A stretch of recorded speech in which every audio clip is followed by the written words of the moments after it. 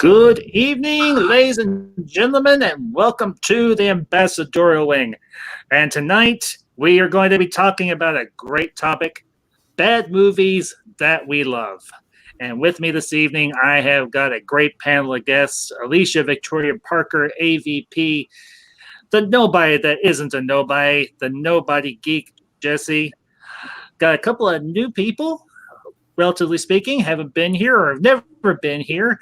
The Sci-Fi Dragon, Positive Candor, and Brian Hill, Jack of all trades, master of none. Ladies and gentlemen, thank you all for being here. It's great to see you. Thank you for joining me tonight. How are we all doing? Wonderful, Ambassador. It's so good to see you again. Likewise. I'm doing good. And Sci-Fi, this is your first time to the Ambassadorial Wing, so congratulations. You just popped your Ambassadorial cherry. Thanks. And AVP, I hope you will not be offended by saying this. You have as well, because you were on with me on Afternoons with the Ambassador, but this is a completely different beast entirely. So that's totally fine. I'm up for a challenge. I can handle challenges. But yeah, this is a topic that I actually did a poll on not too long ago on Twitter, and it got like high marks, high votes, and everybody was like, yes, do it, please, for the love of God, do it. And to the chat, Philip Gaming and Aberjam UK, gentlemen and or ladies, of course, I'm assuming both of you are gentlemen. Good evening. It is good to both have you both here. And well, who did we lose? We lost Brian. Okay, well he'll probably be back in a minute. Anyway, no, Brian's still here. Tonight, who do we lose? We lost Jesse. Well, he'll be back in a minute. NB. Yeah, we lost MB. He'll be back.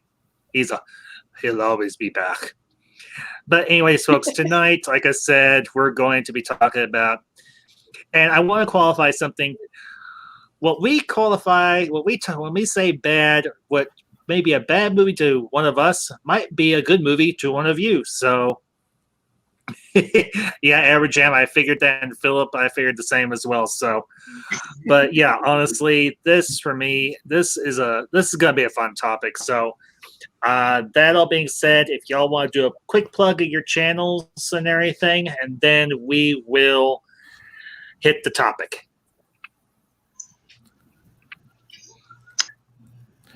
So I'm AVP, and basically I just do a little bit of everything on my channel. It's not one particular thing. I just do whatever I feel like doing. So yeah, I just love movies, and I love music. I love books. I love it all. Nice. Just don't call me late for supper, right? Call me what you want, but don't call me late for supper. Exactly.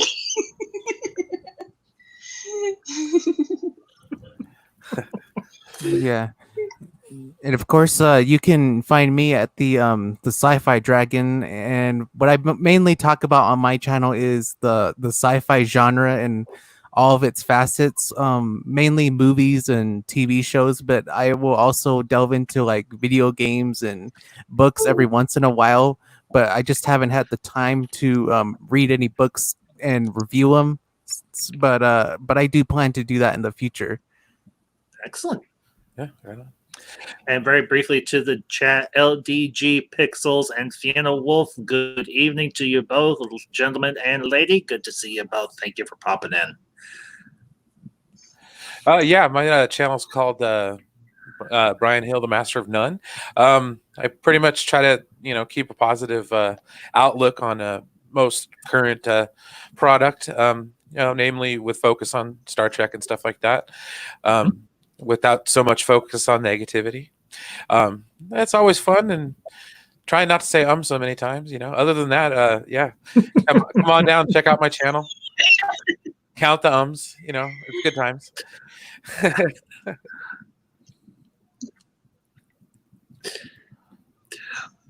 I have, of course, Positive Candor. He's got a channel. I think he's muted at the moment, but Positive Candor, he has a great little channel. I don't want to say little, but he has a great channel, folks. And as his monikers what's the word I'm looking for? Describes, he tries to stay positive as well. He does his 15 Minutes of Positivity every morning, Monday through Friday, if I remember correctly. So be sure to check him out as well. But yeah, tonight, this should be interesting. This might be almost as comical as this. Well, Brian was there the other night when we were talking G.I. Joe and Transformers. Yeah, that conversation got really going good. Oh yeah! But anytime you get to see Enosh's toys is always a plus. Oh, no kidding. So, well, as is tradition here, whenever we have a lady and we have a newcomer, ladies first. So, gentlemen, as long as you don't have any objections, we're going to let the lady go first and kick off the discussion.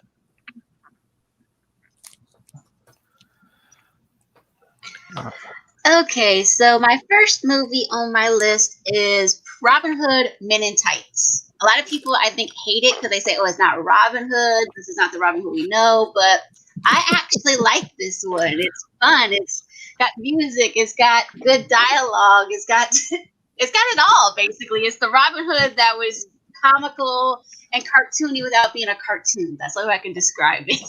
That was my first Mel Brooks movie. Was Robin Hood Men in Tights. That was my second one, I think.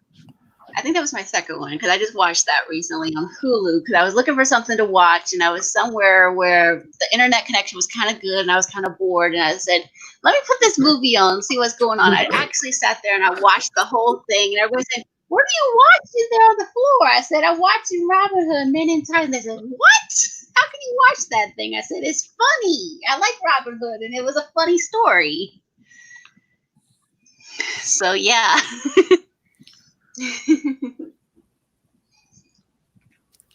Okay. Yeah. My next one is The Stepford Wives, the newest version that Frank Oz directed. A lot of people don't know about this little treasure. But the thing is, a lot of people don't really realize that Frank Oz directed this one, and the singer, she's actually known for mostly singing, but Faith Hill is in this movie, Bette Midler's in this movie, Nicole Kidman's in this one, and the only way I can put it is just like so comically funny, because in the original Stepford Wives, it was very dark and everything, but this one, it was just so funny because they had this whole program called The Stepford Wives.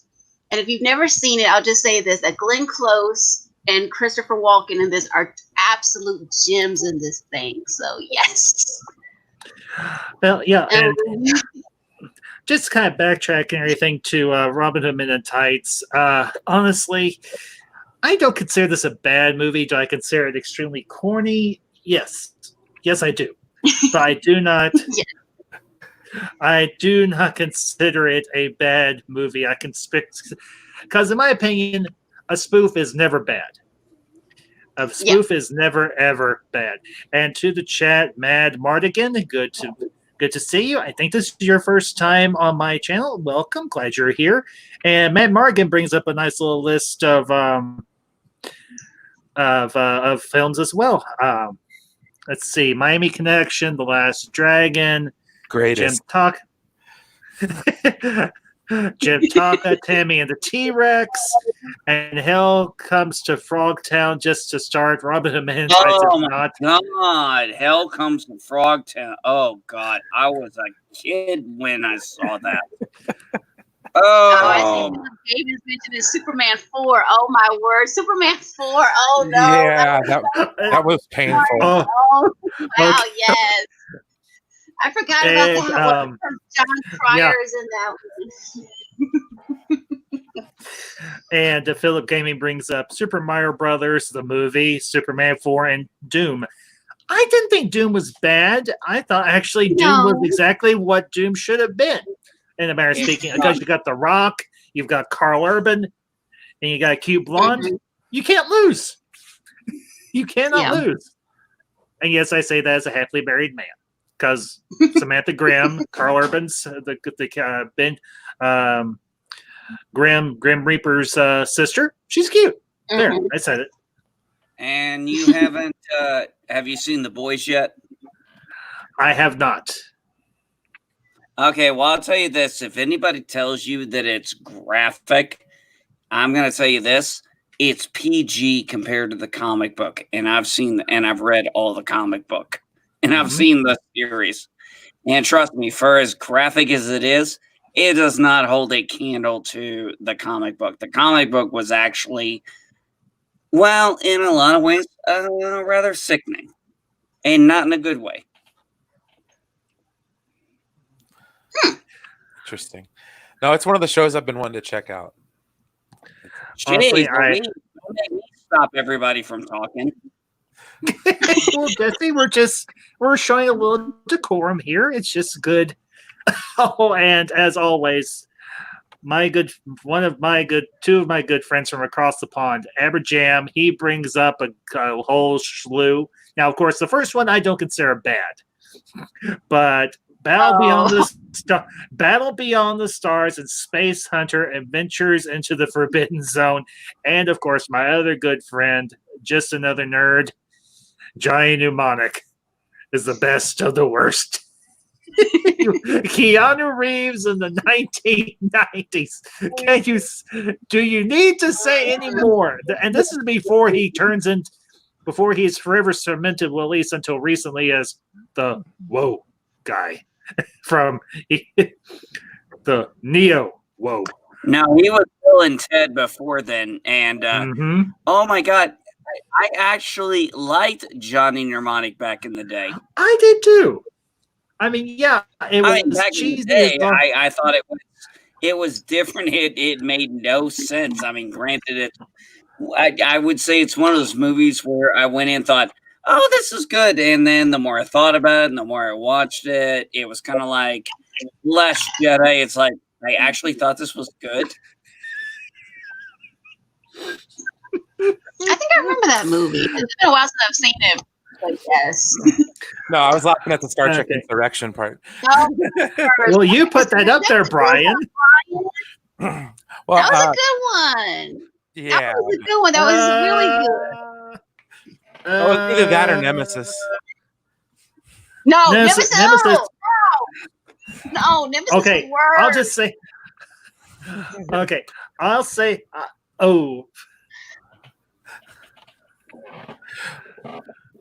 Well, aside from First Contact, yes. most of the TNG movies weren't, box office killers. You know what I mean? But they're movies I still love. It's just, yeah, exactly. You know what I mean? In the mainstream, I wouldn't say they were considered. Generations I love, but Insurrection I like, but Nemesis was just the only scene I like in it honestly was the wedding. Yeah. Yeah, and okay, I'm gonna let Brian, and then we'll have Brian give us one, and then Geek and Sci-Fi and Positive, y'all give us one, and we'll discuss and everything them, and we'll like I said, we'll just go back around the horn and everything, and we'll go from there. So, Brian, the floor is yours. Yeah, I'm just basically going to go with the Avatar I chose tonight. It's one of my favorite movies. I saw it in the theaters when it came out. It was a toss-up between this movie and Twister. I love Air Force One. Yes. I know on the grand scheme of things, it's not one of the more memorable Harrison Ford movies. But I mean, what are you talking about? Well, I mean, that's a good one. That's a good one.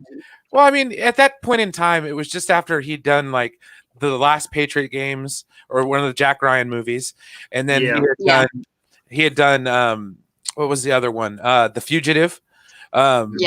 With Tommy Lee Jones, and then right after that, it was the last in a series of movies that were a little bit better. So by the time that movie came out, I would arguably say some of the flame had gone out.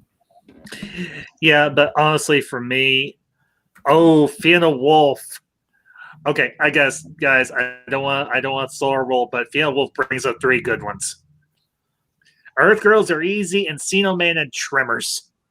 Oh, I like Tremors. I still love it. I have seen all three of those. Say that I can't believe somebody else remembered that. Which one?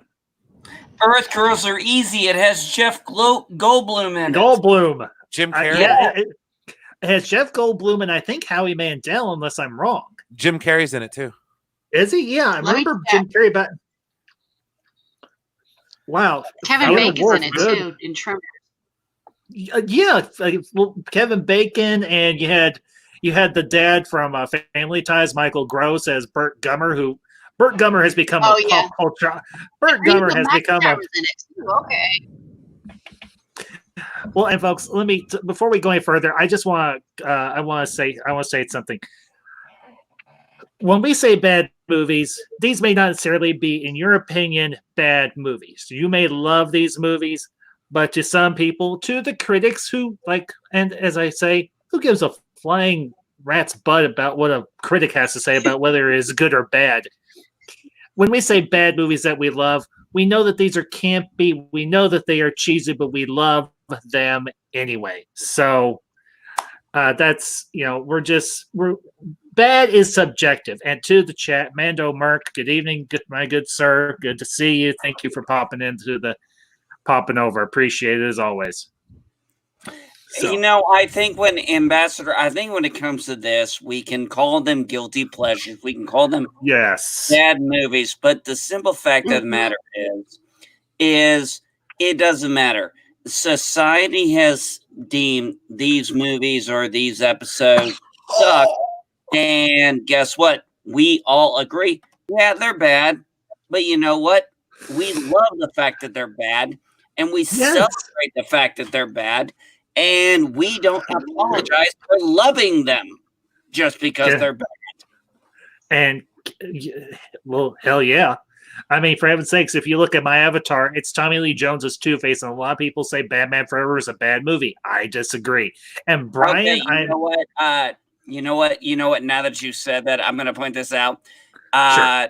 That show that does honest trailers, the epic voice guy who does honest trailers. He did an honest trailer for Batman Forever, and he made the comment that we all were going to say, but none of us would ever say it. And he said it aloud. He said, "Yep, this is definitely the worst movie I've seen 37 times." Amen. And Brian, I'm sorry, I feel bad. I don't want to cut you off, but dude, where's my car? And Evolution. Yeah. Yes, and yes, absolutely. I emphatically, wholeheartedly agree with those movies. I love Dude, Where's My Car? Dude, what does mine say? Sweet, what about mine? Dude, what about mine? Sweet, what about mine? Dude, what about mine? And then, I worked a drive-through and done that. No and then. Okay, I got no and then. And then And then Evolution was great because they saved the world with shampoo. Yeah, Head and shoulders. Head and Shoulders. Head and shoulders. Oh Yeah. Can you say product placement? Oh, it was the greatest movie ever, though. I loved Orlando Jones in that movie. Yeah. Oh man, Orlando Jones, Sean William Scott, David Duchovny, USGS. what's her face? What's her face? Oh, Dark Meat. the redhead. Boo, boo. I think it was Julianne Moore that was in it. Yes, Yeah, Julianne Julianne Moore. Moore. Yes, sci-fi. Thank you. Yeah. And I saw Evolution too. Okay. And sci-fi, I'll give you a turn here in just a second, but I gotta bring up Aberjam's comic, and we're all adults here, and I apologize to the lady and to the chat very, very quickly. Louis X Sparrow, good evening, and Elihu Hernandez, good evening, sir. Pleasure. It's good to see both of you. But we're all adults here. This is a great quote from Tremors. You will have long blonde hair, big green eyes, world-class breasts, ass that won't quit, and legs that will go all the way up. Can you tell I've seen that movie way too many times? I could have probably quoted that without Aberjam even bringing it up. So, oh man. Okay.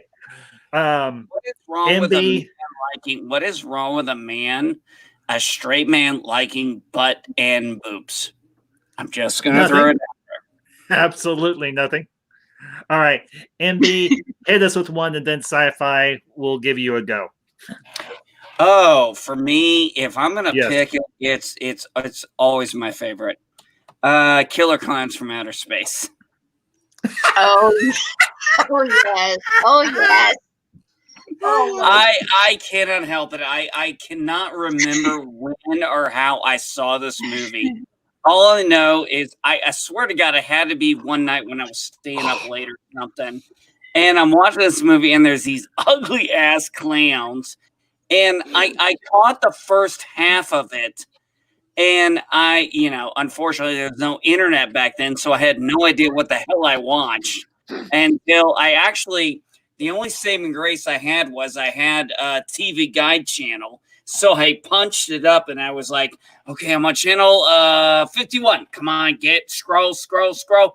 Okay, Killer Clown with a K? Killer Clowns run. Okay.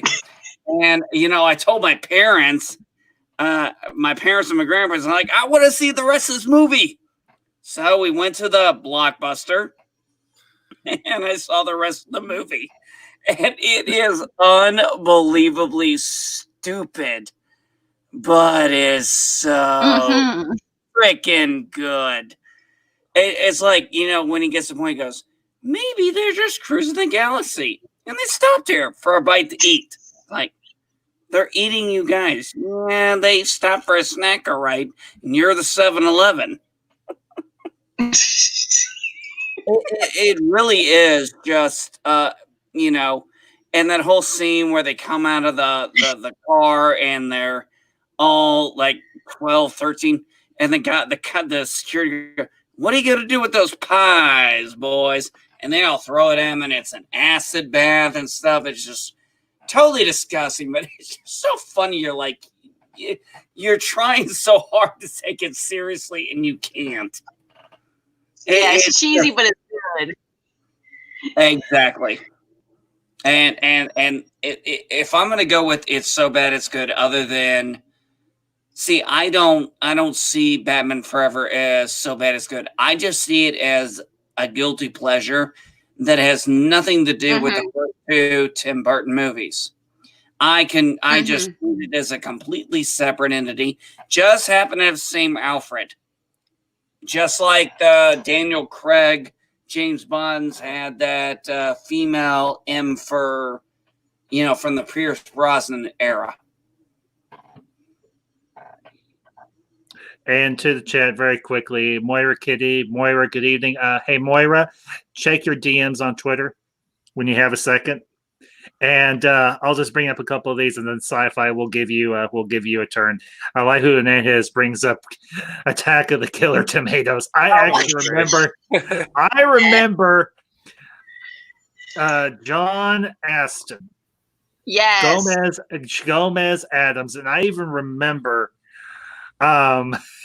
the cartoon that they did back in, I think it was like the 80s. That was a spinoff of the thing, and the tomatoes actually had faces. I think it was in the 80s or 90s. Yeah, I remember. Oh, it was such a campy cartoon. I know. And just another nerd. Yeah, just another Elvira, Mistress of the Dark. Very bad, good movie. What a petty tomatoes eating the city. That was a great I want to eat tomatoes for the longest. People were like, ew, no, I don't want tomatoes. It's going to eat me. Well, they had the after-school cartoon too. Yes. All right, Sci-Fi, your turn. Hit us with your favorite good bad movie. All right. Well, I have a list of movies, but the first one I'll talk about is Chicken Little. This was a Disney film. It was their first CGI animated film that they did on their own without Pixar's help, and it's a film that gets called one of the worst animated films and one of the worst Disney films of all time. But I honestly don't think it's as bad as people say it is, at least from what I remember, because it's honestly been a while since I've watched it. So I'm just kind of going off of memory.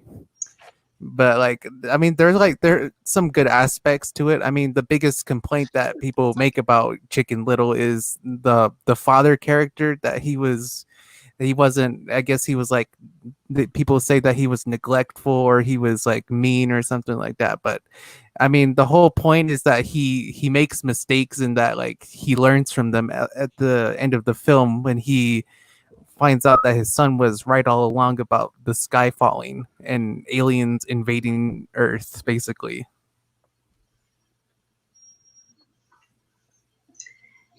Yeah, honestly, I remember I think I've seen it on like Disney Plus or something, and I was like, oh my gosh, this is bad. But I can understand why people like it. So Yeah. Be glad it had a happier ending than Chicken Little in the old Bugs Bunny era, because the wolf actually ate them, and he goes, "Wait a minute, this isn't how it ended in my story." And he's like, "Oh yeah, well, you better not believe everything you read, brother." Okay, all right. Positive Candor, you're up. What's one of your favorite bad movies that you love? Well, I'll preface it by saying 2 words. Ack. Mhm. Mars Attacks.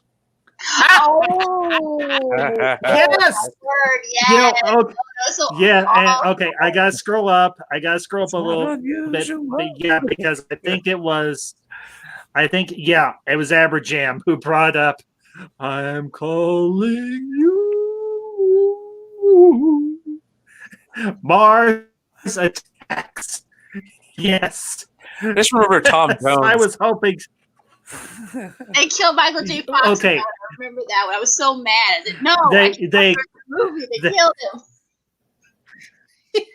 him. Well, and if you think about this has got to be one of the campiest movies with one of the best cast of all time, because you have Jack Nicholson, you've got Glenn Close, you've got Michael J. Fox, you've got Sarah Jessica Parker, you have got I think it's Powers Booth.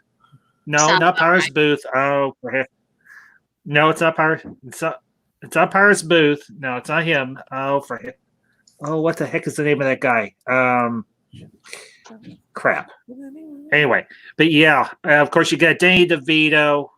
You've got you've got a who's who of Hollywood bigwigs and everything in this film, and it is so. What were they thinking? It was almost like a cartoon without being a cartoon, because I so remember that, because I remember the toys. They were so freaky and everything. You hear this and everybody's like, what is that thing? And it's like, it's the aliens from Mars Attack. Does it? Cut that thing off. Cut that thing off.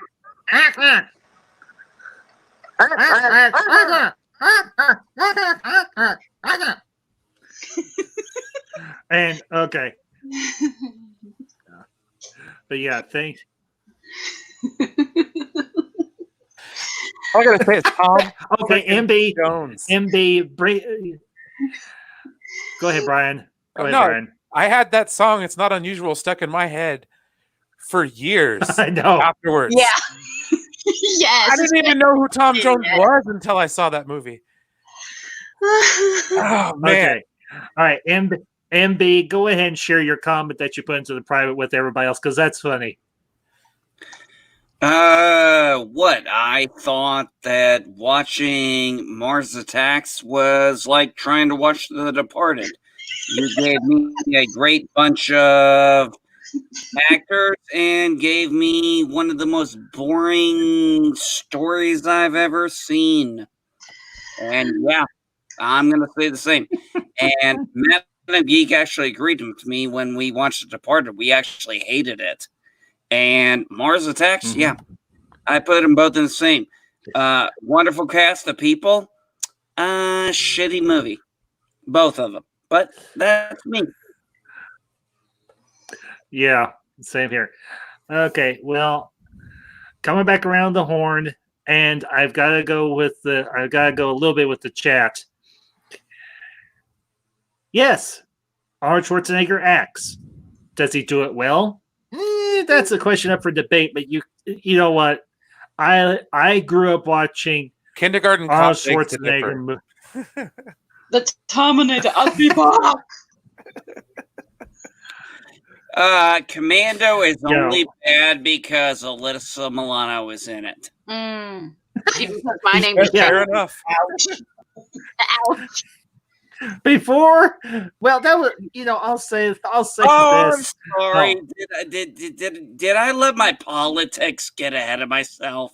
That's No, okay. you're fine. That's okay. In this case, Geek, we'll let it slide. Hmm. We'll let it slide totally because it kind of fits. Because she went from a really good actress who was actually kind of cute to just a mean, bitter, well, whatever she is now. A non-lady. Okay. A non-lady. I'll just say that politely. Okay, Well, I'll say use this. You know what? Never mind. No, I'm not going to do it. No. and to the chat, Angar Angelus, good to see you, sir. Been a while. Glad you're here. But yeah, honestly, for me, any Schwarzenegger movie short of, say, The Terminator, yeah, or maybe even Conan, yeah, they can be sometimes very, very bad, but that's why they're so much fun. All right, I'll put it this way: Arnold Schwarzenegger is to the 80s what John Wayne was to the 40s through the 60s. And then he made Twins. Don't forget, we also had Sylvester Stallone. Yep. And Yes. don't forget Clint Eastwood in the 60s. And Steven Seagal. Steven Seagal, yeah. See, we had these, this was something we talked about a while back. We talked about, when men were men, and you know what? Men were supplemented by strong female characters. And then we got in the 90s, in the 80s and 90s, we started seeing strong female characters, and they were complemented by strong male characters. Right. And then some idiots somewhere along the line thought, we're going to put a Mary Sue and a beta male, and that's going to sell, and that's going to appeal to people. Well, who does that appeal to? First off, it's not going to a Mary Sue is not going to appeal to women, and I am a father of 2 daughters, so trust me. A Mary Sue, they look at that and be like, "That's bullshit." They know it's bullshit. They know that's crap. They know it is, and then when they see those men, those what I like to call betas. Yeah. When you have a Mary Sue and you put a beta with them, and then when I've got my daughters looking at those betas, and they're like, shit, they don't want those men around them. They want alphas. They want real men. Yeah. They want men that are actually going to do what men are supposed to do for women. Yeah. Well, and getting back onto steering us back on course, Aberjam brings up a good one: Tango and Cash. That is a really good one. So that is an RV from hell. Yes. I'm trying to remember. Was Don Johnson in that, or who was in that? I'm trying to remember. That was Sylvester Stallone and Kurt Russell. Yeah. Okay. Yeah. Oh, I know what I'm remembering. Harley Davidson and the Marlboro Man, which was Don Johnson and Sam Elliott. Okay. Can you say bad movie? Woo! Yeah. Oh my God, that movie. Look, I would love to give that movie a pass, but that movie is terrible. I know. I cannot give that movie a pass, and I have tried. Okay. All right, AVP, you're up. What's another bad movie that you love? Another one on my list is Casper: A Spirited Beginning. That one was a good movie in some ways to me because it explained about Casper, how he befriended the ghostly trio. It's pretty decent seeing James Earl Jones playing this evil ghost, and it's campy, but it's cute in its own way. I mean, it's decent. I mean, the dialogue's pretty good. The music's kind of meh, but I like the fact that we got to find out how Casper, because the first Casper movie with Christina Ricci and Bill Pullman, That one was a good one because it explained about Casper and how he was befriending people in the 20th century because he had gone, I guess, missing or whatever because people didn't know about him anymore. But this one explained the story before that. I think it was like supposed to be between that movie and there was a video game that came out during that same time. So this one was a good one to explain how he knew the ghostly trio because a lot of people are like, how did he know the ghostly trio? And I always assumed that they were his uncles, but then to find out, no, they're not technically his uncles, but they are his guardians, and this is why they're his guardians instead of someone else. That's why he lives in Whiffstaff Manor. Mm-hmm. So, I mean, it's campy, it's cute. The effects are decent for, I think it was CGI or whatever, but it was decent. CGI. Yeah. Like I said, it was decent, and I liked it in its own way. That was one of them that I thought of that came to mind.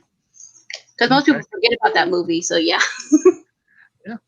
All right, Brian, give us hit us, son. Yeah, I've been just kind of the chat's been inspiring me. So I've actually developed quite a list. Some of the stuff I've been throwing in the chat's just kind of honorable mentions that I'm just Yeah. But anyways, I was gonna go with a series of movies.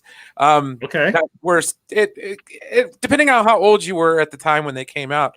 In respect to Jim Varney, but the Ernest movies. Oh, those were so good. Oh my gosh. I love Ernest Goes to Camp. That one was my favorite. Yes. But if you were to watch them at like an older age, world. yes. Okay. Hey, Vern. Hey, Vern. Let me tell you. Hey! Well, Ernest Goes to Jail. Ernest Goes to Camp. I mean, there was so many movies. Ernest Scared Stupid. Oh, Yes. Ernest Scared Stupid is my Ernest Goes favorite. to School. Ernest Goes to Africa. Ernest Family Album. Oh my God, those were so good. Ernest, no. A holiday classic. Ernest Saves Christmas. Yes. Yes. Yes, Ernest Saves Christmas was really Oh my gosh. good. Because my favorite one was when he did that song. Remember he played No. good. Doesn't Jam had it compute. singing. I love that song. 'Cause Sorry, I'm gonna have to Jam. I'm gonna have to say that is not a bad movie. That is a great movie. That is a great movie. Sorry, Jam, you are wrong. But you're entitled to your opinion. I will never say that. Hey, remember he played Jeb Clampett in the oh my gosh, yes, the Beverly Hillbillies movie. Yes, and he I was actually- Slinky Dog too. And I actually enjoyed that. I enjoyed that movie. I thought it was funny. I really thought it funny. It was like, oh, there's real nice. This here's what I carry. And he pulls out a shotgun. They're like, yeah, we're getting out of here. Yep. Well, and Jess, I'll give you your turn here in just a second. But Fiona Wolf brings up a great one, Zoolander, the first one. We do not acknowledge the second one. The second one does not exist. No, she's talking about Heavyweights. It's the movie where Heavyweights. darn it. It has Ben Stiller in it, but it also has a lot of the kids from like The Big Green and Sandlot and what was the other one? Mighty Ducks. Yeah. Okay, but still, I'll save that for later. All right, MB, hit us. What's a favorite bad movie that you love? I mean, I guess maybe the original Critters movie. I mean, okay, yeah. It's really, I mean, when you really think about it, it's not that really that scary. It's not campy, but it's funny how cheesy as they go. Yeah. It's cheesy. Cheesy and corny. Well, and the movies just start to get more ridiculous as they go through the series. And I think they've even picked back up on the series just recently. So it's like if I was going to say anything with Critters, it's like Leprechaun. With Warwick Davis. Yeah, exactly. And I really actually enjoyed the first movie.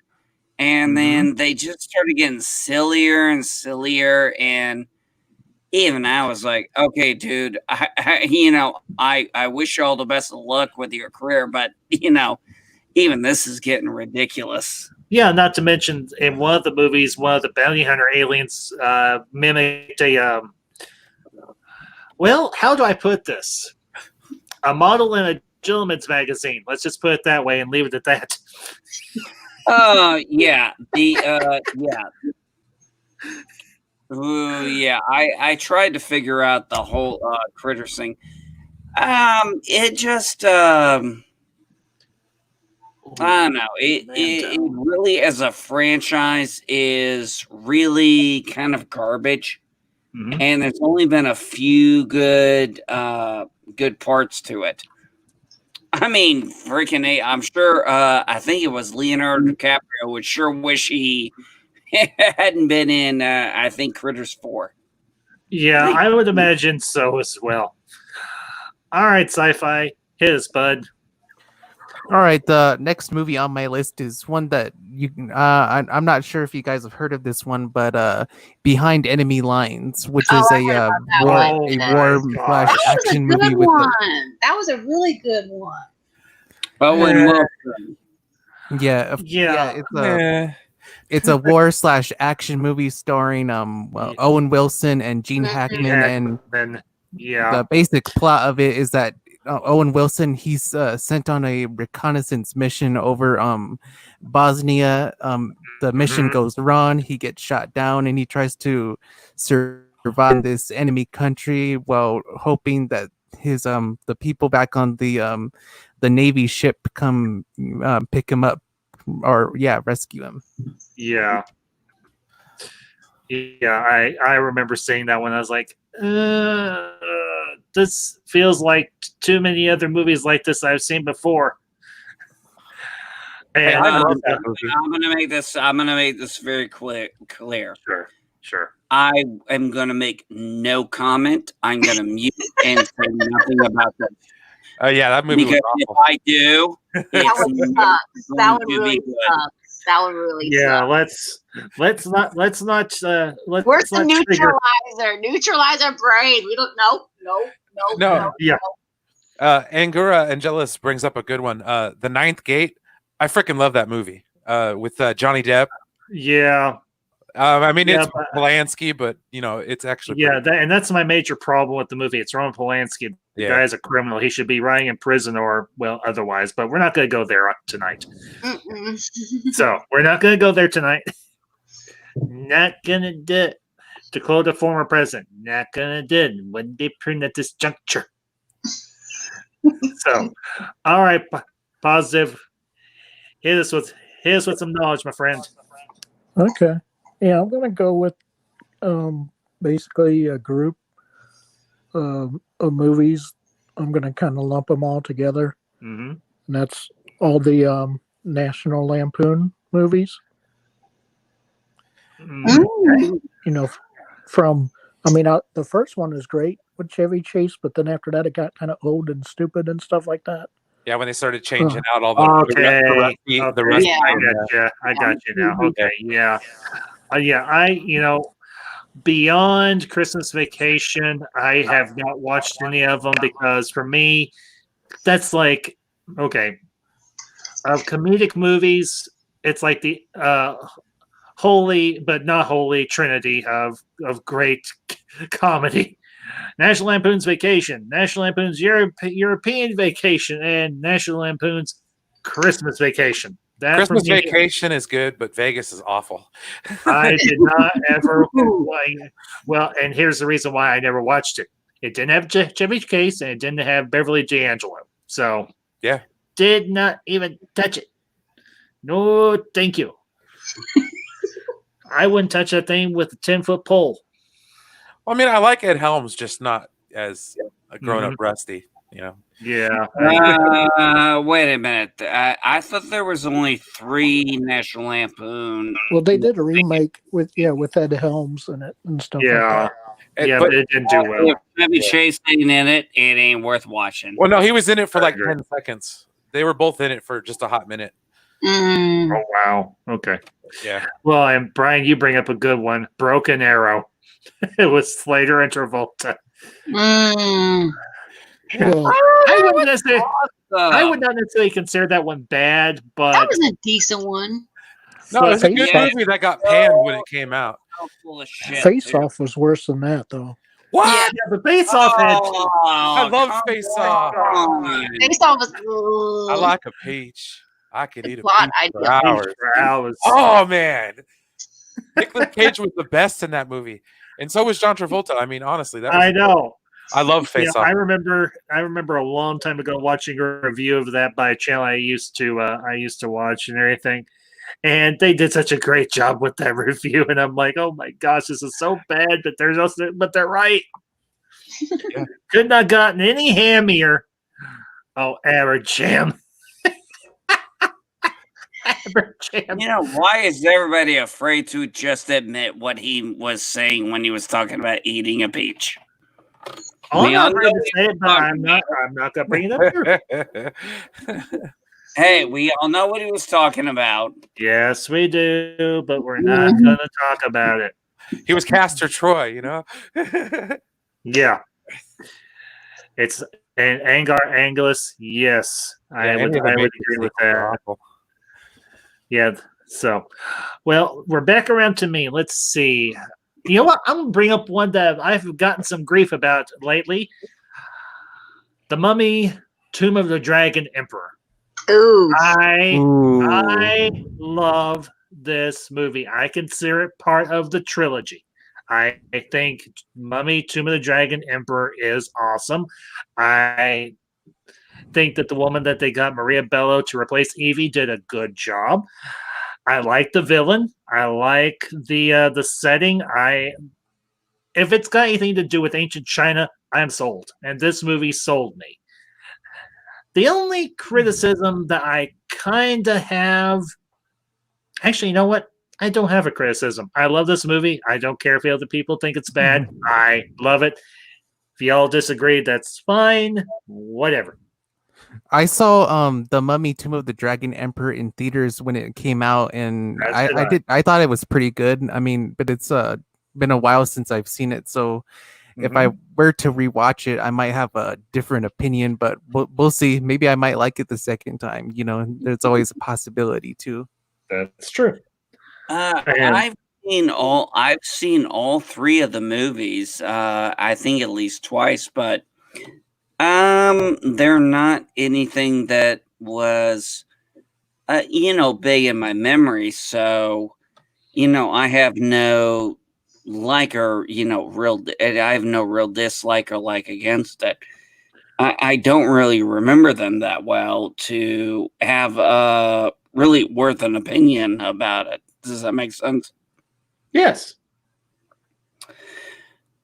I mean, I remember the movies. I know Brandon Fraser was in them, and I know certain people, and I know Jet Li was in the last one, and I know those parts, but really past that, I don't really remember anything about the shows, and haven't really had an interest to rewatch them. So. And that's okay. They were bad. I mean, I'm not gonna say they're bad or horrible. I guess I'm gonna say they were forgettable. Well, and Angar Angelus brings up a really bad one, and I think most everybody in here is going to agree. This isn't a bad movie we love. This is just a bad movie, unless you did like it. And if you did like it, that's fine. So, but yeah, that one with Tom Cruise. Ooh, what the hell were they thinking? I didn't even see that one because it looked so bad from the trailers. I know, I didn't either. Me and Mam and Bess were like, we'll wait for video, and then we heard the reviews and we're like, we're just gonna skip it altogether. So actually, I completely skipped it because it really, we're at a point now where I'm sorry that I don't think Hollywood's gotten it yet, but name recognition now is not going to sell a movie. Yeah. Just because Yeah. Tom Cruise is in it doesn't mean I'm going to see it. Yeah, it's not just because you're a name dropper doesn't mean it's going to be a bestseller. Exactly. There was only 2 movies this year I was wanting to see. And yes, one of them was Tom Cruise. And yes, it was Top Gun. yeah, of course I wanted to see Top Gun. Same here. Yeah, I really And wanted to see that the too. only other movie I want to see was Black Widow because Amen. I got a huge crush on Scarlett Johansson. I mean, You and every man in the northern hemisphere of the northern hemisphere. I think every man. Yeah. You know what? She's sexy. She's attractive. She's smart. She's confident, and she can kick some serious ass. And quite frankly, every time I've seen her since when she showed up on Iron Man, she reminded me of an earlier version or a different version of Buffy from back during Buffy the Vampire Slayer. She was just that strong of a character. Yeah, I'd agree with that. Okay, AVP. Or no, wait a minute. I think Brian. I think we're to you. So. Oh, okay. Oh yeah, no, it was. Yeah, it was. Okay, AVP. Go ahead. The next one I had on my list was Dennis the Menace. This is so not like the comics at all. Oh, with Walter Matthau is incredible. Yeah, the one with Walter Matthau. I mean, I love the ways they say it in French because it's so funny. My dad used to say, "Well, how do they say Dennis the Menace?" I say, they always say it's Dennis Le Peste. And my dad used to say that all the time because my next door neighbor was so much like Dennis, only she was a girl.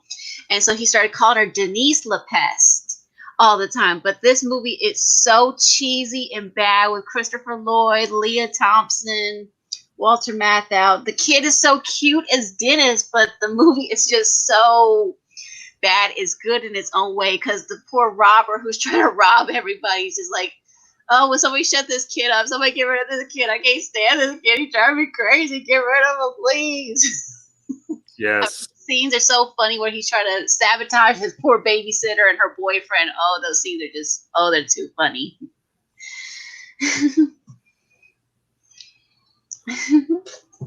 Oh, yeah. Okay. All right, Brian. Okay, so, I'm gonna drop 2 because they're roughly they came out around the same time and they're roughly around the same thing.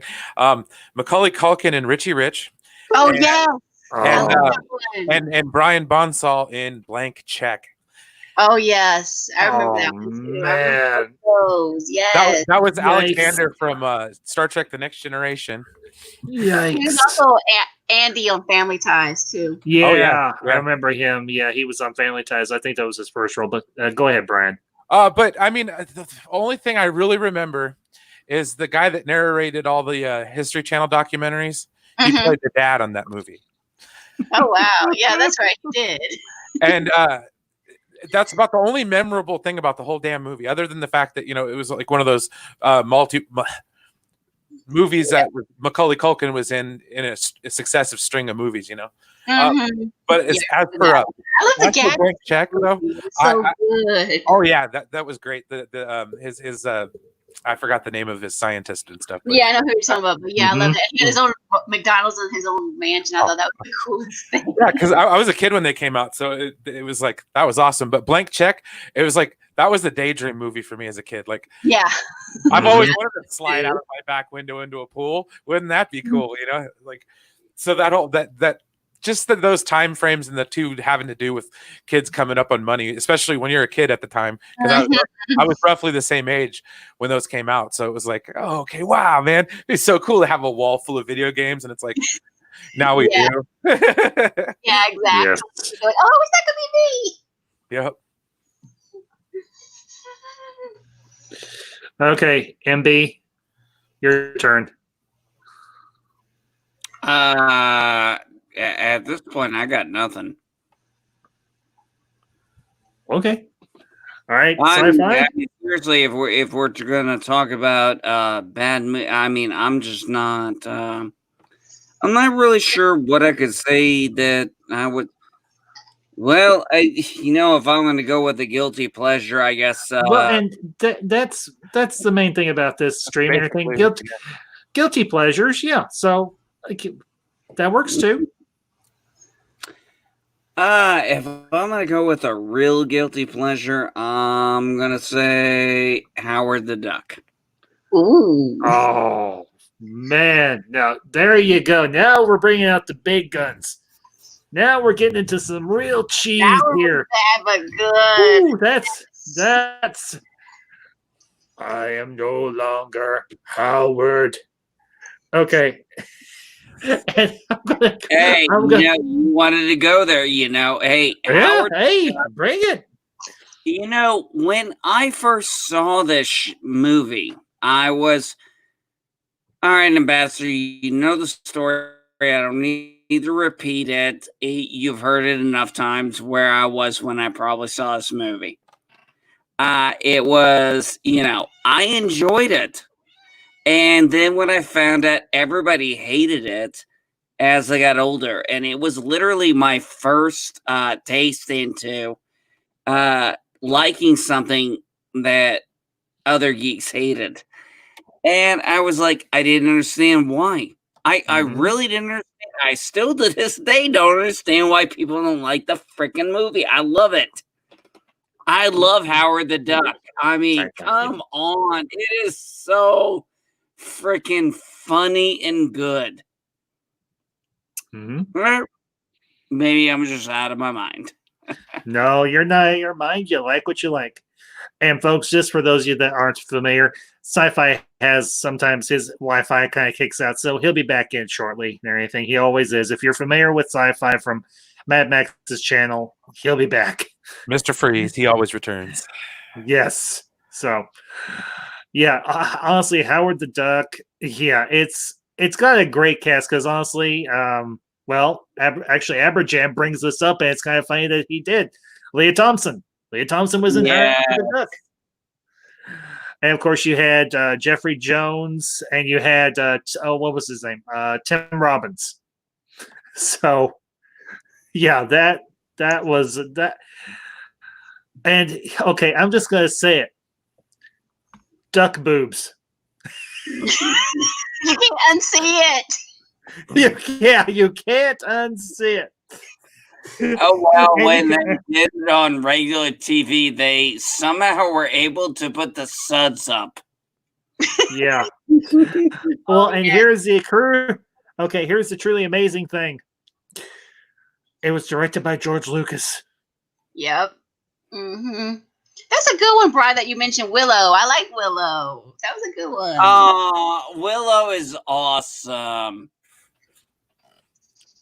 That was a really good one. I liked Willow. So I haven't seen it in ages, but I love Willow. I think it was on Disney Plus. I'm pretty sure it's on Disney Plus. Yeah. Ron Howard directed it? Yeah, it is. It is. Oh, it's one of those guilty pleasure movies, though. If it's on TV, I'll stop and watch it. Yes, I wholeheartedly agree with that. We watched it on Val Kilmer in his prime time frame. Oh, heck yeah. Oh, not only that, but I mean, the legend, I mean, oh gosh darn it, his name's escaping me right now, but he's been in every single Star Wars. Oh, Warwick Davis. Warwick Davis, yeah. Warwick Davis. Yeah. Yeah. I mean, he was also in what was the name of it? The 10th Kingdom. He was in that one too. He was in that one, yeah. The 10th Kingdom, I had to think, because it was that mini-series, yeah. Sort of loosely based on Once Upon a Time. I'm not sure what the 10th Kingdom was. It was. Oh no! Don't worry. It was basically a mini-series where the fairy tales came to life. Yeah. So, all right. I know we're kind of out of order here, but Sci-Fi, your turn. All right. The next movie on my list is Star Wars Episode 2: Attack of the Clones. Yup. Of course. Heretic. I like that We one. mute heretics here. Oh, that movie I'm was awesome. kidding. What are you talking about? I'm kidding. Go ahead, sci-fi. I'm kidding. That was The, a really good one. I saw that one in theater. Yeah. That was so good. I actually like this movie a lot because I think it was the Mhm. first I do Star too. Wars movie I remember, and I think and the things I like the most about it is the action sequences and the world building. Like I like the fight scene between Obi-Wan and Jango Fett. I like the battle on Geonosis, and I also like the chase scene in Coruscant at the beginning because I like all the cyberpunk imagery on Coruscant. Mm-hmm. Oh Yeah, yeah, that was really good. That was really good. Yes. Honestly, I went through a very brief phase where I was like, I don't like the prequels, and I was like, wait a minute, I saw these, and I loved them to death. What the hell am I doing? I was in acting class when that movie came out, and I could still remember somebody gave the monologue from that movie, and with sand, and it was the funniest damn thing in the world. It was the first movie I ever saw in IMAX. I mean, as far as the prequels go, it's my least favorite. I'm not saying that I hate it or anything like that, but I would agree. Yeah. It's one of those movies that it's so bad that I can't get through it without falling asleep, taking a nap in between. Yeah, you can't turn away from it. Mm-hmm. Yeah, I know. All right, Positive, your turn. All right, yeah, I'm gonna say a guilty cult classic that I mean now it's become a cult classic. Mm-hmm. But at the time it came out, it was panned tremendously, and that's Buckaroo Banzai Across the Eighth Dimension. Oh my gosh, I love that movie. Peter, I've got to get that. I have got to get that movie. Yeah, it's an awesome movie to me. But not to mention. Go ahead, PC, please. Yeah, I mean it's universally panned by critics, but that's critics for you. Yeah, what do critics know? Yeah, but I love Jeff Goldblum in it. I love John Lithgow in it. I love Peter Weller in it. I mean, it has an awesome cast. It does. It truly does. I wholeheartedly, I fully intend to. Yes. Love that movie to death. And man, that'd be a good one for a watch party. Dang. That'd be a fun one right there. Yeah, it's an awesome movie to watch. I mean, it is strange. Don't get me wrong. I've only seen it like twice in my life, but it's one of those. I'm like, I remember seeing it. I need to get a copy of it because I don't have it, but I need to have it. It's one of those. It's one of those movies you got to get before they decide. We don't want it around anymore. Yeah. Oh, yeah. Brian, you should be able to pick it up pretty cheaply, I would think. I imagine. And Brian brings up a good one. Highlander 2. Yep, that's where the Highlander franchise jumped the shark. Unfortunately. They're from outer space, didn't you know? Yeah. Okay, all right. I'm gonna make a joke. Immortals in space.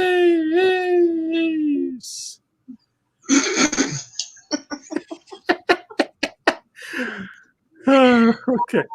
All right. Well, I guess we're back around to me. Let's see. All right. I might catch some heat for this one, but this is something that I have loved before I met Madam Ambassador, but she really rekindled my love and appreciation for it.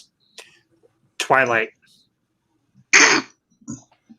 shut the fuck up, people. I love the Twilight movies. Love the entire series. Do not care. It was right around the time Buffy the Vampire Slayer had gone off the air. I still had vampires and werewolves running through my brain, metaphorically speaking. And I was like, I want to go see this. I went and saw this with a friend of mine that I was working with, and we had an absolute blast. She was a twihard. I was a... Okay, this is going to sound really bad the way I'm about to say it. but I was a semi-twihard. Well, Average Jam, okay, I'm sorry. You know what? You enjoyed what everybody got pissed off. It was a unique, original idea to the vampire story, the vampire idea, and people were pissy about it. Yep. And you know what? If you're going to say I'm wrong, y'all liars. Yeah, people got ticked off by this movie. I'm like, it's a young adult novel series. Who cares what you think? It's fun. You know what? And this is the thing. I'm gonna go on just a smidgen of a rant, just a smidgen of one. This is the thing that really pisses me off about the Twilight series. Stephanie Meyer, that's the author. She wrote a great series of books. And they're actually she's got another one coming out and everything that tells the story from Edward's side of things. That bloody hack E.L. James wrote a fan fiction piece of crap where she turned Edward and Bella into a sadomasochist and a freak. So I'm sorry. I hate E.L. James. I hate 50 Shades of Grey. I think the movies are garbage. I think the books are doubly garbage. And I hate the fact that E.L. James practically plagiarized Stephanie Meyer, who in my opinion is a superior author. There, I said it. I feel better. But back to some. Honestly, I love these movies. I will sit down with Madam Ambassador and we will watch them. And I thoroughly enjoy them. I don't care what other people think, so blah. Fair enough. Hey, Okay. you know what, Ambassador? Hey, I'm the guy who has actually finally got comfortable into. I like the Backstreet Boys music. And I mean, I'm a hard rock, heavy metal kind of guy, but does not compute. Does not compute. I like a little Backstreet Boys. Who'd we lose? We lost Sci-Fi again. He'll be back. Go ahead, Jess. What? I just admitted I like the Backstreet Boys, and I'm 40 years old. I mean, okay. Well, Angelus brings up a good point. This is what's sad. Twilight had decent acting. It was a shit story, and they butchered the idealism of vampires and werewolves. But it does have its moments. Yes, it does. It really does. I think it all comes down to whether or not you want. This is something we definitely could go into. We have this preconceived notion of vampires and werewolves. There's always this preconceived notion, and Twilight kind of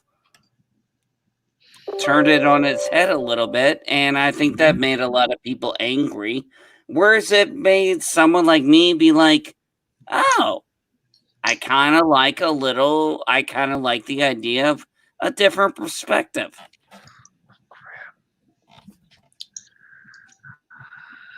Yeah, I wholeheartedly agree. And I honestly feel insanely guilty right now. I forgot to bring somebody else in. I forgot to send them a link. I'm hoping. Oh, boy. Well, anyway. Hold on 1 second, folks. Alicia, it's your turn anyhow, so you go ahead. Okay, so I'm going to decide between some of the ones on my list. So I'm just going to I'll go with the two movies, Honey, I Shrunk the Kids and Honey, I Blew Up the Baby. They're good.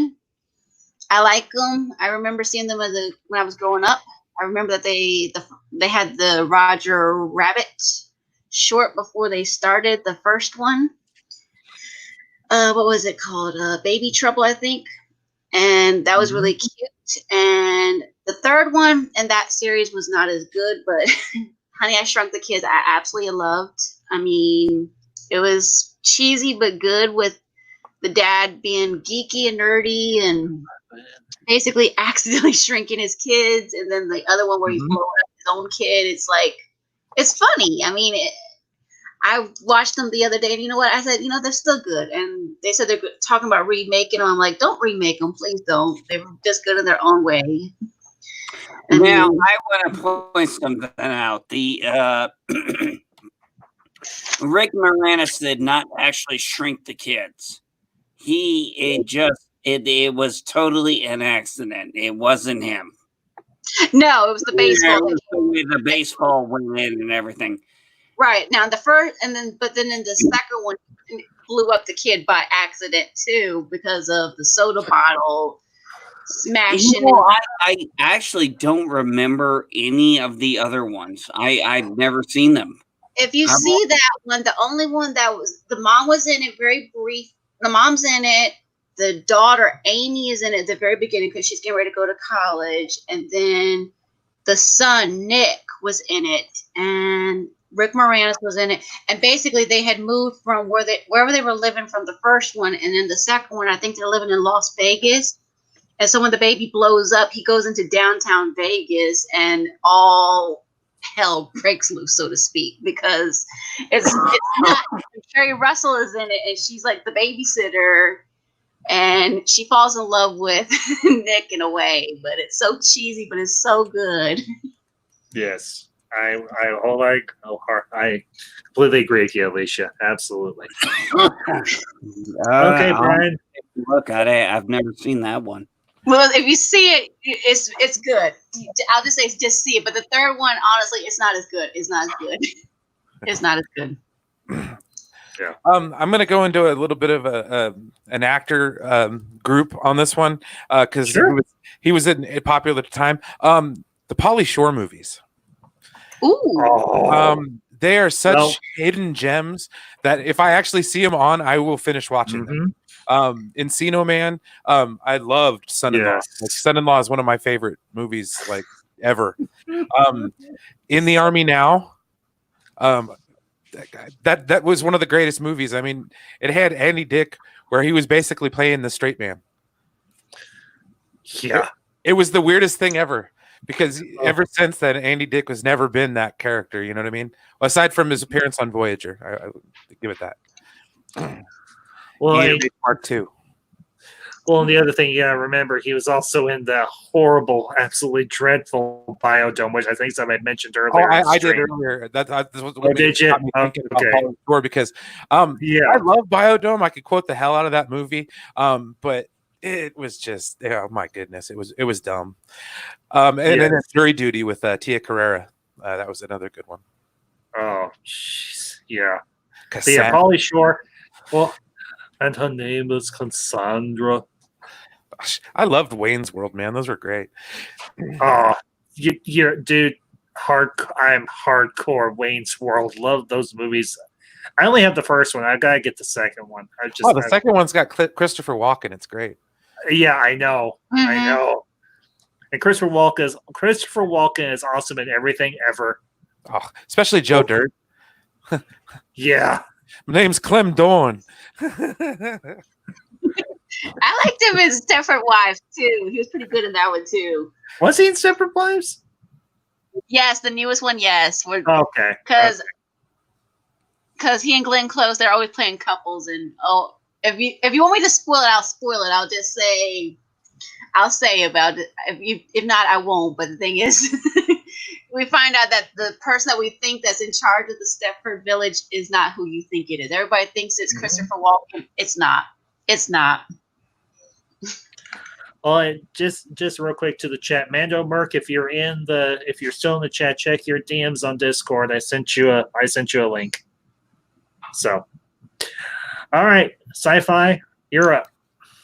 All right, the next movie on my list is Poseidon. It's a remake of the Poseidon Adventure from 2006. Yes. Mm-hmm. And I actually liked it from what I remember. It's a pretty decent survival / disaster movie. Like, it sort of reminded me of like Titanic minus the romance.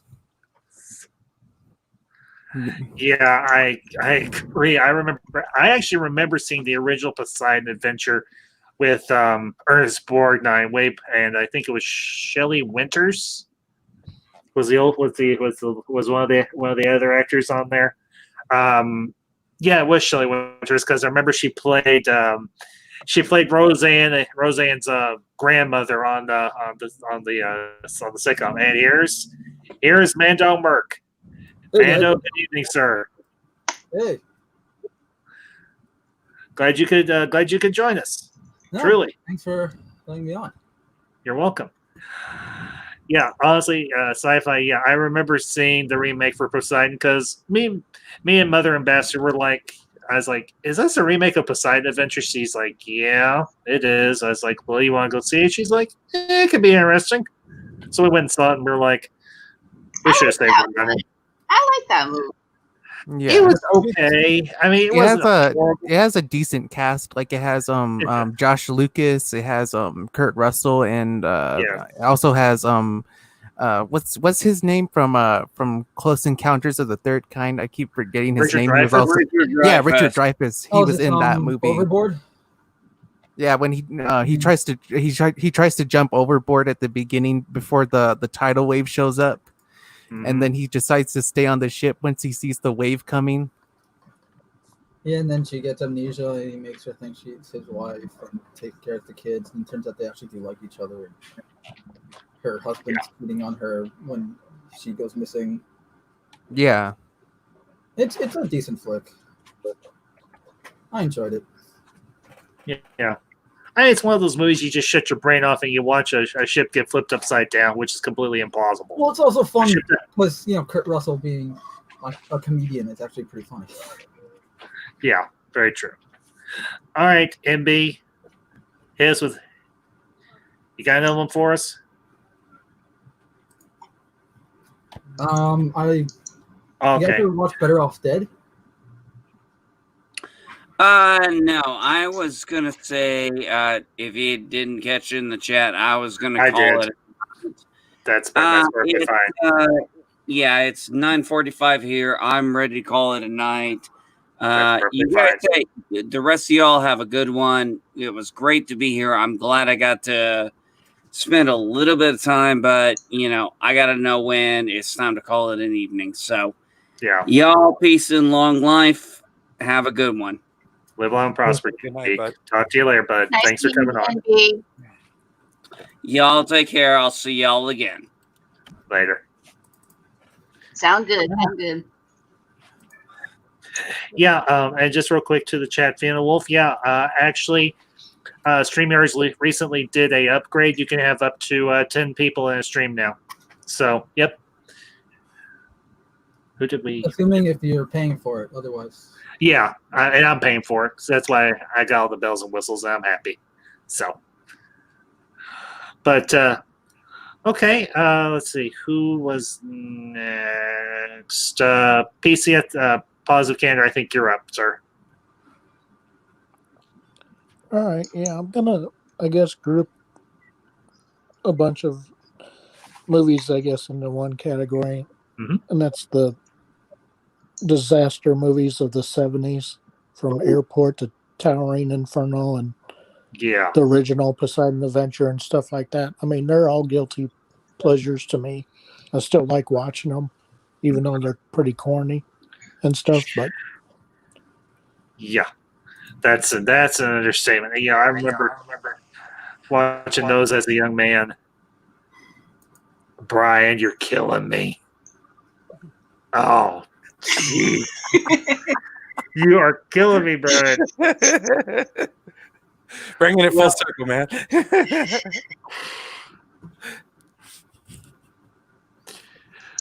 Yeah, honestly, I remember watching these on TV and then eventually on video and everything. And I was like, I looked at my mom and my grandma. I was like, and y'all thought these were good? They're like, well, hey, we didn't have all the stuff you have nowadays. I was like, good point. So yeah, honestly, all of those. Yeah, all of those disaster movies. Those were really good. They were good because they had good casts. That was the thing. Oh, and I don't know. The sequel to the Poseidon was underrated, though, I think. Yeah. I'm just gonna say the the Nicholas Meyer film The Day After was like, it was so cheesy, but it was so awesome. And Yes. I love Nicholas Meyer though. Are you guys talking about the nuclear nuclear war movie? The Yeah. Day Yeah. After that one? Oh, okay. I think Yeah. so. Yeah. I was From interested in. 1980s. Yeah, I was actually interested in watching that because I heard it was like this like really dark and depressing. Like what would happen if a It really nuclear is. strike happened? Yeah. Mhm. And it was directed by the guy that did whatchamacallit, Star Trek 2 and 6. Nicholas Meyer. Yeah. Oh, well, that's cool. Yeah. Okay, Mando, we're going to give you a turn because you just got here a few minutes ago. So hit us. Slapshot. Say one more time. The movie Slapshot. Oh yeah. Slapshot. Mm. I mean, I it's don't not think a great I've film ever by seen any that. stretch, but it's a fun one. Yeah. It's like the movie Goon with whatchamacallit. Pretty I like much. that It's one, too. Oh, Sean William Scott. Yeah. Rated R. Yeah. Yeah.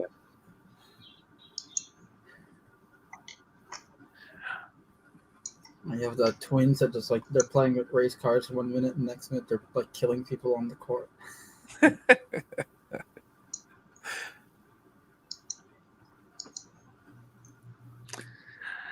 Yeah, honestly, that is one I'm not super familiar with because the only hockey movies I've ever actually seen that I even remotely enjoyed were like the Mighty Ducks films and Miracle. That's it. That's the only hockey movies I've ever seen. So, Oh, hockey Hey. movies are great. Yeah, the last one I saw was Gordie Howe. That was a really good one. Really? Miracle Alaska was good. Yeah.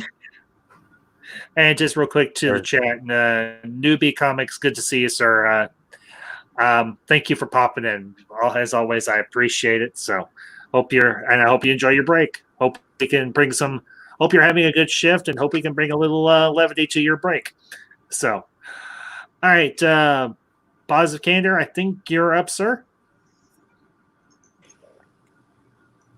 Well, I just mentioned the disaster movies, but Oh, that's right. You're right. Yeah. Okay. Well, actually, yeah. I guess it's my turn because, yeah. Okay, my bad. And Brian, care to explain yourself? That was a good one. It Feel had like a good soundtrack. You Oh, uncultured yes, swine. You uncultured swine. Had Murray Abram in it. You. Mm. It's all right. I'll put myself on time. No, you don't, Brian. Don't mute yourself. Don't mute yourself. Only I can mute people. Only I'm allowed to do it. Okay, I guess it is my turn because Mando had his. Guilty pleasure. Let's see.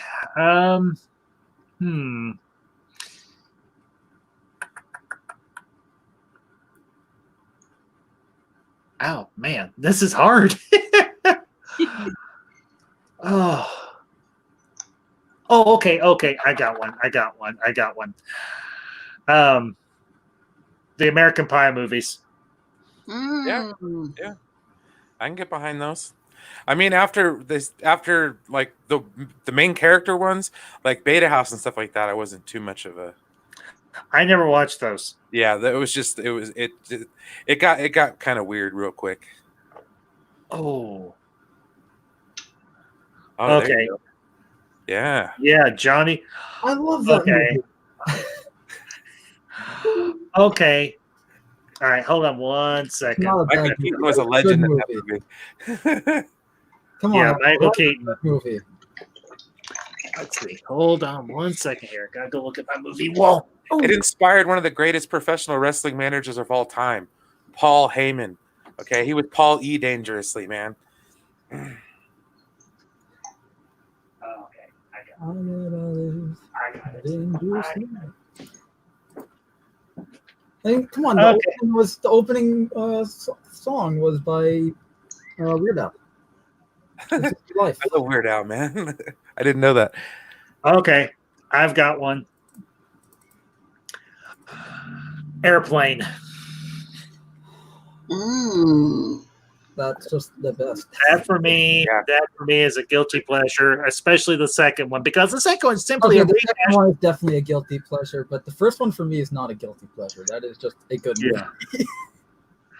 It's just a good parody. Yeah, the second one is just like a rehash, but at the same time, it's like Actually, Part 2 is a guilty pleasure of mine. I like that movie a lot. yeah. So, well, okay, sci-fi. Welcome back. I know you missed your turn and everything. Actually, Alicia, you're up next. And then Brian, and then sci-fi. We'll give you a turn. All right. Let me think. Oh, my list. Okay, so, well, it's campy, it's good, and it's sort of like Howard the Duck and all that. But I'm gonna say Spaceballs. It was good in so many ways. Brilliant That's a parody. very good one. I mean, it's not like your typical sci-fi, but it's good in its own way. I mean, Dang, love I just thought of one. Dang it! Why didn't I think of that sooner? Go ahead, Alicia. Go ahead. but it's a very good one. I mean, I think it's Lily Tomlin, isn't it? The one that's her personal assistant. Oh my word! No, Alicia, I'm sorry. I'll have to back you up there because me and Brian and Brian was me and DMB Geek, and we just did a review. That was actually Joan Rivers who did the voice of. That's right. It was Joan Yeah, Rivers. Dot Matrix did the voice. That's right. Yeah. Sorry, Joan. But Rivers. it was good. And Bill Pullman in that one. It's like wow. Yeah. Mm-hmm. Yeah. And I would have said that was Brian. Yeah, that was another one I was gonna say was Also, Johnny Dangerously, if Ambassador, if you'd share this. Oh sure, yeah, I see it now. Hold on. Johnny Dangerously inspired me to make this. I have no idea what that is. It is so in the movie. There's a scene where they park in a handicap spot, and he goes, "You can't park here. It's a handicap spot. I am handicapped." oh yes. Okay, I get it. Oh, Brian, good one, man. I was gonna say those. I was gonna say those too, Brian. Oh, I'm sorry. I didn't mean to take that. My bad. No, that's fine. No, That's fine. it's okay. Hey, I don't mind giving. No, those are good. They're funny, but they're stupid. But they're oh my word! I And laughed. they had O.J. Simpson in them. yeah. Before he turned into a cold-blooded murderer. Back when he was selling isotoners. If the glove does not fit, you must quit. But the isotoners always fit. So, okay. Well, Brian, I know you brought up Naked Gun, but is there another one you want to? Is there another one you want to show some love to? Guilty pleasure time. Mm-hmm. The first Dumb and Dumber. Ooh. Yes. Jim Carrey. Yes. Daniels, Colorado. I mean, Lauren Holly. Oh my goodness, Lauren Holly, at her Lauren Holliest. Yes. That entire movie, I can quote forward to backwards. The Farrelly brothers made some really, really good movies. Another one was Kingpin was another one that I really, really liked. It's one of my favorite bowling movies of all time, and it has John Poppert in it. So, and I love. Not only that, it also has it has the man, the myth, the legend, Bill Murray. Oh yes. Didn't I tell you to call me Big Earn? Big Ernie McCracken. But yeah, so I mean, just that and me, myself, and Eileen. Those are movies that were in the similar vein, had pretty much the same side actors and actresses in it, which I guess are like family members and stuff like that, like cousins and whatnot. Mm-hmm. But just those three movies, they're all like, they have that Rhode Island connection, and it's the similar vein that they have, but they're all great movies. And so that's basically what I was going to throw those out there as far as like a guilty pleasure. I saw Dumb and Dumber in the theaters. It was one of the first movies I ever saw in the theaters. So it was it was definitely something. Cool. Very cool. Okay, Sci-Fi, you're up. All right. The next one on my list is The Tuxedo with Jackie Chan and Jennifer Love Hewitt. Oh yes. This is considered Jackie Chan's worst American efforts, but Oh, for me, I think it's decent for what it is, because basically Jackie Chan, this is a very different kind of role for him than what he usually plays, because in the movie he starts out as this like complete wimp, like he can't fight, he can't like do anything, like the only thing he's really good at is at driving, which is why he gets the job with Clark Devlin, who's Jason Isaacs' character, and he's sort of like the James Bond type spy character. And but when Clark Devlin dies and Jackie Chan's character gets the tuxedo, then he becomes this really like competent fighter, and like he starts getting the ladies and all that kind of stuff. And the Jackie Chan movie where he goes, "Who am I?" Or is that a different one? Like one of his first roles where he speaks English, and it's really hilarious. No, I think it was later on once he started doing English speaking roles. Like I think he did Rush Hour before he did this one, and he did Shanghai Noon. Yeah. Yeah, the Medallion too. That was a good one of his too. But yeah, the tuxedo is I mean, I can see why people don't like it. It is certainly cheesy in certain parts, and like in some parts they don't completely land in terms of the humor, but I think overall it's decent for what it is. Yeah, I would wholeheartedly agree with that. I never saw it, but at the same time, it just wasn't my thing. But that's okay. So, all right, Mando, you're up. All right. Another Jackie Chan one is The Legend of the Drunken Master. Ooh. Starring Jackie Chan, who gets drunk, lights himself on fire, and does kung fu. And beats the crap out of everybody. Yeah. It's awesome. So yeah, and Fiona Wolf brings up one that I absolutely love to death. George of the Jungle, based a cheesy movie based off of a cheesy cartoon with one of the cheesiest actors you ever want to meet, but probably one of the nicest actors you ever want to meet, Brendan Fraser. Well, and kind of piggybacking onto what you were saying, Mando, honestly, Jackie Chan's movies, they're like a mixture of kung fu and comedy. And I think that's one of the great things about the Jackie Chan films is, yeah, he can kick your ass, but he can make you laugh while he's kicking your ass. And I think that's one of the really great things about his films. I mean, I remember seeing his first import, and that was Rumble in the Bronx. And I was like, "Jeez, this movie's good. This guy can kick ass, and he makes me laugh. Hits on all cylinders." So,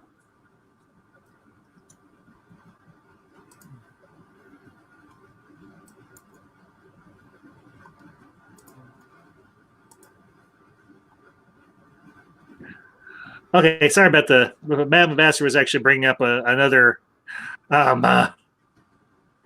Java. What's that from? Dang it.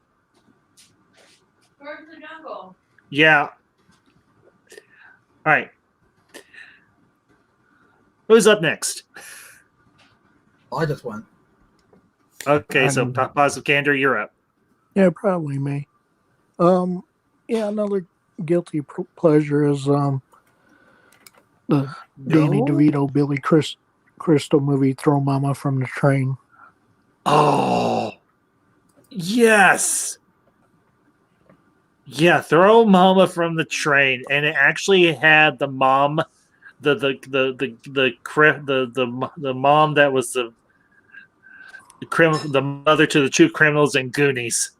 Yes. Yeah, I love that movie. And actually, Angar Anglis, I just remembered where I heard that quote be from, and I'll bring it up in a minute. What, that Jackie Chan does his own stunts and laughs when he gets injured? because I saw the footage myself. He does, and like at one point, he literally set he set on fire in the film in the making. Yeah. Of, The Legend of the Drunken Master. Mm-hmm. Yeah. So, no, actually, I remember where I saw that quote that Angar Angelus brings up. It's actually from Dante's Peak with Pierce Brosnan. Oh yeah, I Linda saw Dante's Peak. Linda Yeah. Hamilton was in that, right? Yeah, Linda Hamilton. Geez, I can't think of anybody else that was in that film. I think Philip Seymour Hoffman was in it, but I could be remembering it wrong. You're thinking of Twister. Oh, okay. You're thinking of Twister sci-fi. But hey, it's okay. It was a sci-fi movie from the 90s. There was a resurgence of disaster movies in the 90s. I'm getting slap happy. Wow. Do you guys remember Volcano with Tommy Lee Jones? And Anne Heche, yes. Yeah, Volcano was cool. Volcano was cool, but it was no Deep Impact, but it was cool. Hey, I'm sorry. All right. Uh-oh. I think we've done the whole round robin thing enough. We're just gonna kind of go off of that for a little while, and we're gonna toss some stuff out here because honestly, that's just a little more fun. Yeah. You want to talk about good asteroid disaster movies? I can top that 1,000 times. Armageddon. I'm sorry, the cast in Armageddon. The cast in Armageddon. Not wrong. The cast in Armageddon is 1,000,000 times better than the cast in Deep Impact. I beg to differ. Okay, Morgan Freeman is the president. Okay, first off, you can't get better than Morgan Freeman and Robert Duvall. It's not about the cast. Those are some. Those are some good ones, but well, also Space Cowboys was another good one. Space Cowboys and their feelings. So both movies hold their own. It's not about the cast. No, that's true. Yeah. Okay. They come out around the same time. Did everybody hear that? Yeah. No, I heard it. Not necessarily. That was Madam Ambassador. And yes, she is as strong as she sounds. She has to be married to me. Not only that, but Deep Impact had Frodo in it. Okay. No. They heard you. They didn't see you. I'm not on camera. All they did was hear you. So chill, honey.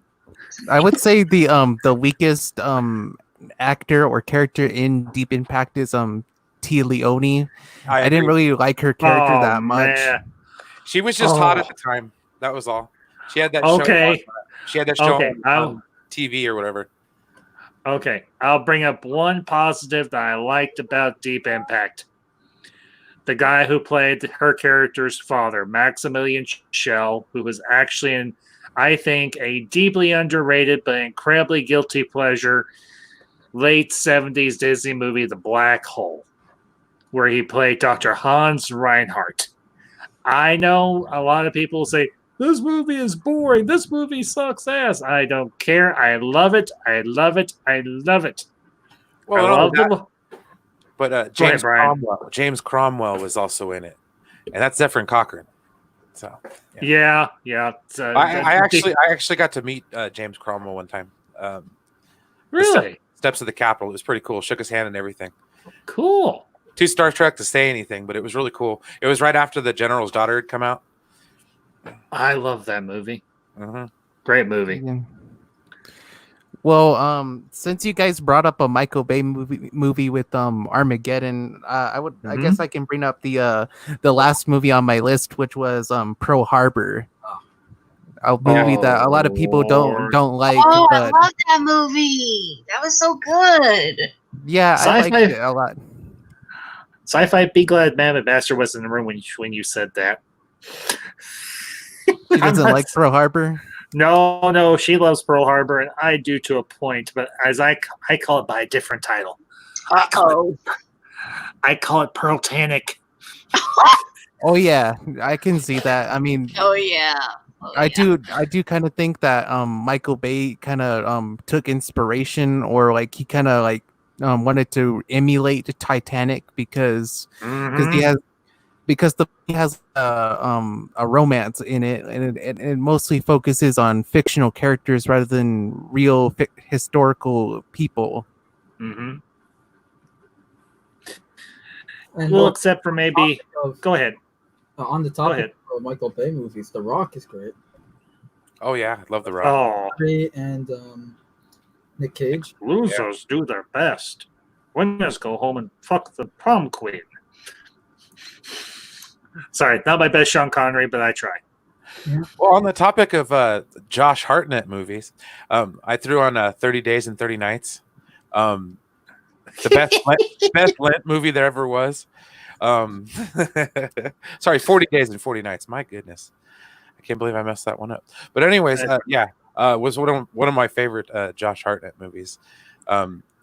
He was better than Ben Affleck in Pearl Harbor, anyways.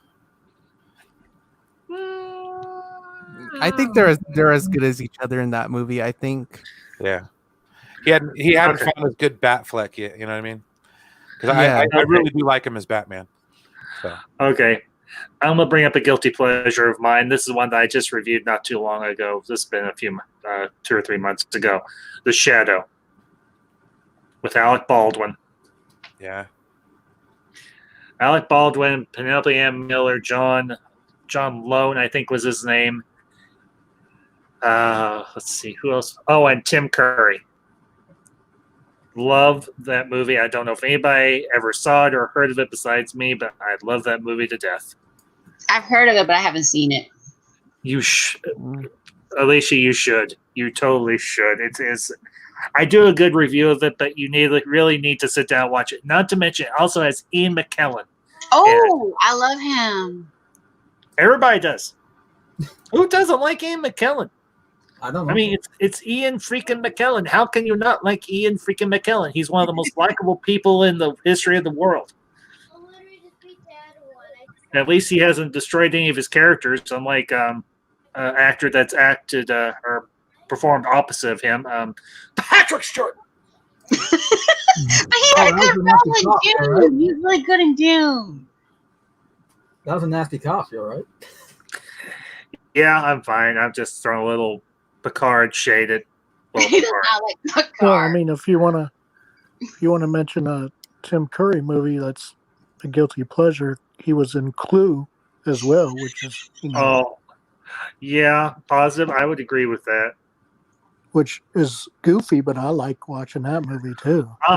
I just recently got it on digital and everything. I'm gonna finally sit down and watch it because several months ago when I did a stream about Fifth Element, which a guy that was on here is like, we got to take away the Ambassador's geek card. He's never sat down. He's never watched Clue all the way through. I'm finally going to sit down and watch it maybe next day or so. I'm sorry. But I'll bring up another Tim Curry one that's actually a guilty pleasure, and I think most everybody will agree with this. Rocky Horror Picture Show. He was good in that one. He was good in Home Alone 2, Lost in New York City. Yeah. Time is fleeting. I was going to say, if you're talking about Tim Curry, McHale's Navy with Tom Arnold that they made, or Down Periscope. Yeah, Stone Loki and Speaker for the Dead were talking about comedic war movies the other day over on Loki's channel and everything. And they brought up Down Periscope. Actually, Loki used that shot of Lauren Holly in that uniform that was shrunk and everything as his thumbnail. No, Down Periscope. I mean, I think Kelsey Grammer was a very underrated comedic guy. Yes, I think that was this. I think he did that just before he started Frasier. And honestly, not to get off topic, I loved Frasier. I loved that show. I loved him and Niles. I loved their banter. I liked the actor who played their father. He was awesome. Oh, yeah. I loved him. And good show. He was in The American President too. And, he was so good at that one. He was in. Speaking of which, he was also in a movie with Clint Eastwood in Line of Fire. Mm-hmm. Really? Okay. And Kelsey Grammer was also in the animated Anastasia, and he was also in one of the Star Trek films too. Oh, he was so good. Yeah. He was in TNG. I actually just recently rewatched that episode. He's in the TNG episode where they're in a time loop. Exactly. He's with us forever in this time loop. He can't get out. It's like Groundhog Day. Whatever. Poor guy. Yeah, he's in like the movie uniforms, so like the TOS movie uniforms. So poor guy was in like that time loop for like 80 years. Yep. Okay, well, folks, we're at about an hour and 45 minutes. I think we're going to go ahead and wrap up here, but I hope y'all had as much fun as I did. And this might be actually a topic we revisit and everything at another time and everything. But I want to thank Alicia Victoria Parker, AVP, Brian Hill, Master of None, Sci-Fi Dragon, Nobody Geek Jesse, even though he cut out a little while ago, Mando Merck, and Positive Candor, guys and lady. This has been a lot of fun. I hope you all enjoyed yourself as much as I did. Is there anything you want to plug for your channels before we sign off? Just make sure you can check out my GoFundMe, which is on one of the videos I talked about. If you can help with that, I would be very helpful because no donation is too small. That's all I can say. But if you can help in any way with my channel and check things out, I would appreciate that. Any support is very helpful. Yeah, this lady right here is very, very close to 1K. So if you have not subscribed to her, go over, check out her channel, and if you like what you see and everything, give her a subscribe. Let's get Alicia to 1K because she is a very sweet, very awesome lady, and she deserves to get that. She deserves to get to that. Aw, thank you, Ambassador. That's so kind of you. You're welcome. Brian, anything you want to plug, or guys, anything at all? Sci-Fi bounced. Unfortunately, he got kicked out again. I didn't do Poor it. guy. No, He has I'm just working on a love fest for some Star Trek. Hopefully, I'll have it out soon. I'm trying to do some fancy special effects and make a new intro. So I think it should be pretty cool, man. Spending some time doing some editing and stuff. So things to come. Excellent. Mando Merck, what about you? You got anything you wanna plug or shout out before we go? Yeah, I guess I got 2 channels. I got Mando Merck and I got Cast in Shadows. One's play and stuff. The other one's news and reviews and discussions and whatnot. And I got a podcast there too. Next episode is August 1st at 10 p.m. Eastern Standard Time. And we just set up a PayPal so this way we can actually all right. Sidestep YouTube and help fund reviews because right now we're broke. We're all broke, like all 4 of us on the show. I know that feeling. Been there, done that, and it stinks. Positive Candor, is anything you want to plug before we go? Yeah, well, tomorrow on my morning show, I'll be doing a discussion of the movie on the newest Tom Hanks movie on Apple TV, the Greyhound movie. Yeah, Greyhound. Yeah, okay. Excellent. Movie? It's called The Greyhound? No, is that it's on Apple? But the submarine TV? Yeah, I think it's a sub movie. Is that accurate? No, it's not a sub. Well, I mean, it deals with the U-boats that they're fighting, but Tom Hanks is on a surface ship this time. Okay. Well, I'll give Sci-Fi a second. I'll go ahead and plug everything what I've got coming up. Tomorrow afternoon, I'll be back with another installment of Afternoons with the Ambassador, where I'm going to actually I'm going to be reviewing the work of a good friend of the channel. Many of you may have heard of him. Some of you may have not. The gentleman's name is Adega, or Adega Outlaw, as his channel is called. He is a very talented author. He does sci-fi and fantasy, mainly sci-fi works, and I'm going to be reviewing his latest work, Children of the Directive. He actually has a book published and everything called Evolution, which is actually part of that storyline. Yep, so on Amazon. Yeah. Yes, the first one. Yeah. I'm reviewing that one still for him. So I will be doing that, and then of course tomorrow night, gonna be back with my monthly watch party, And we're going to cover something a little more fun. I think unlike last month, we did Tombstone. This month, we're going to do Ferris Bueller's Day Off, and that'll be at 7:30 Central Time. So be sure to tune in for that. And if anyone wants to be, here he is. Anybody wants to be on that watch party, just let me know. And here is Sci-Fi. Sci-Fi, we're getting ready to sign off. I was giving everybody a chance to plug their channel and their project. So if you want to take a minute and do so, I yield the floor to you, sir. All right. Well, I'm working on a new video. It's a gaming video, and it's about a PC game that I'm not sure if any of you heard about, but it's called UB Funkies. It's like a children's game from back in 2007, and it's basically like you basically buy these physical collectible figures in the store, and then you connect them to this USB port, or there's like hub, or they call it a hub or something, and then you get to play as those characters in the game itself. And it comes with the game itself comes on like a CD or something that you put inside your computer and you play it. Excellent.